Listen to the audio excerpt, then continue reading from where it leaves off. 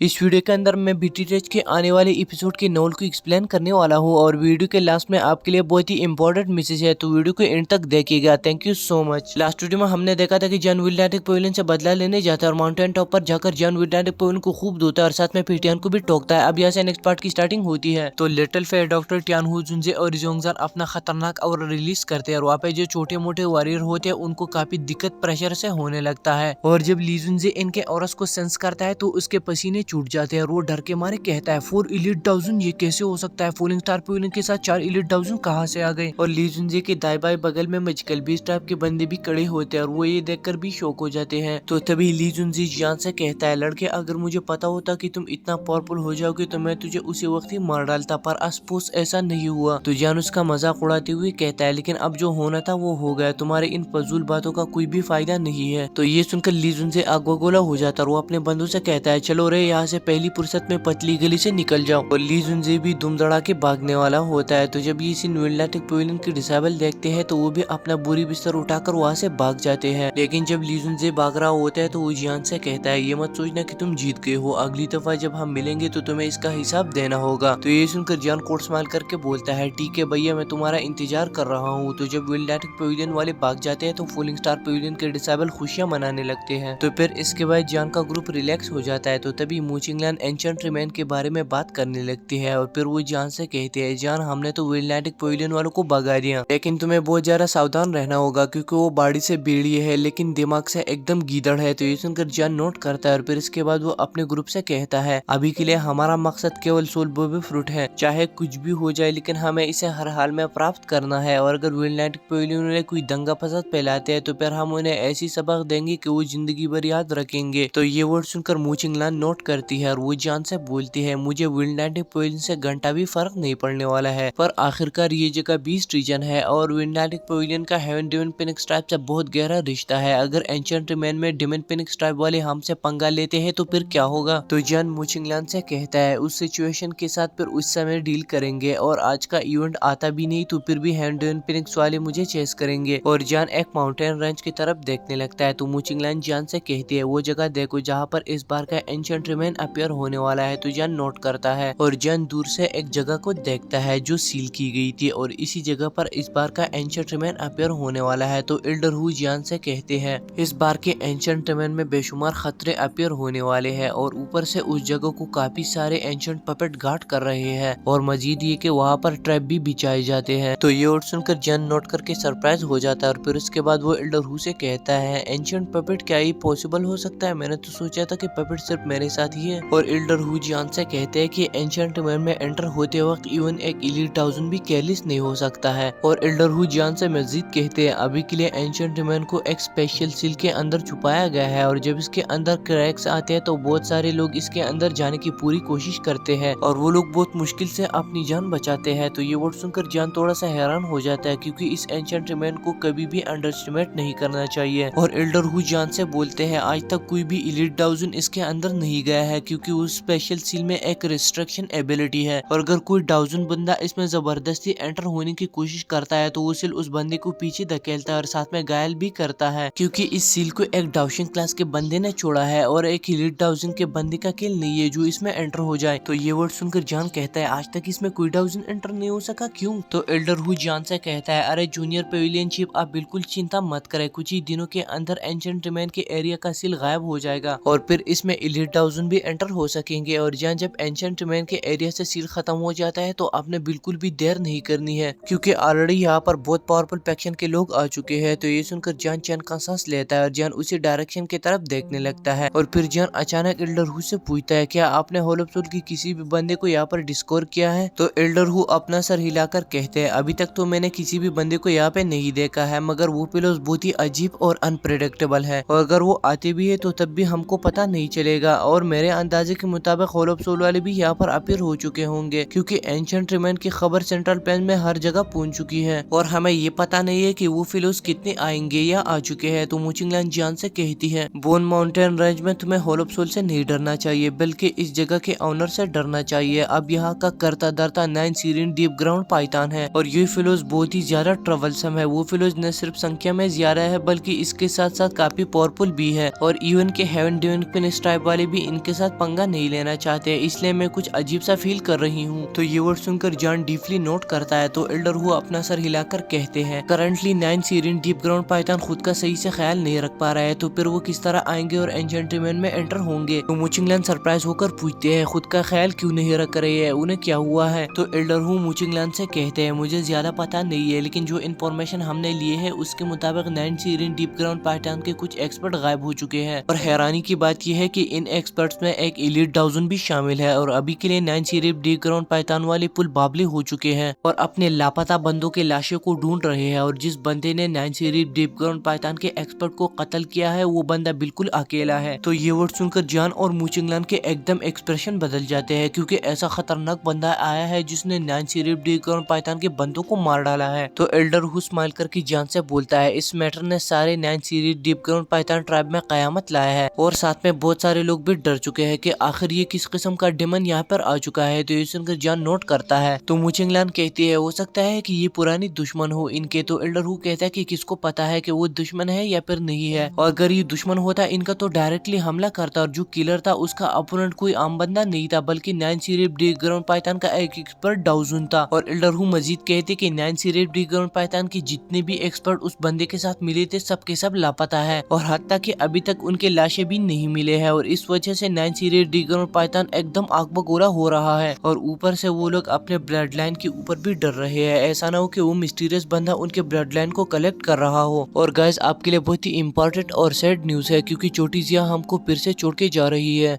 तो गाइज इसके बाद ये वीडियो पे होती है ख़त्म। तो अगर आपको वीडियो थोड़ी सी भी पसंद है तो प्लीज़ लाइक कीजिए, साथ में अगर आप चैनल पर पहली बार आए हैं तो सब्सक्राइब कीजिए। और मैं मिलता हूँ आपसे नेक्स्ट वाली वीडियो में, तब तक आप अपना बहुत बहुत ख्याल रखें। Thank you so much.